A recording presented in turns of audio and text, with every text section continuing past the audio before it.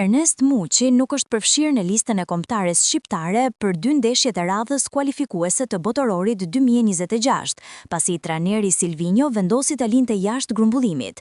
24 vjeçari ishte pjesë e listës fillestare në muajin shtator, por u tërhoq përpara ndeshjeve miqësore dhe kualifikuese, në një periudhë kur u zyrtarizua huazimi i tij nga Besiktasi te Trabzonspori.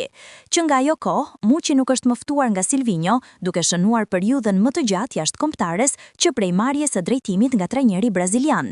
Aktualisht, ai numëron 8 paraqitje me Trabzonsporin dhe 333 minuta të luajtura, ndërsa ka qenë titullar në 4 ndeshja. Në Turqi, mediat kanë raportuar, vendimi i Silvinhos të mos e ftuar ka tronditur Muçin. Sipas 61 Saat, ishte një vendim që nuk pritej nga ana e futbollistit shqiptar.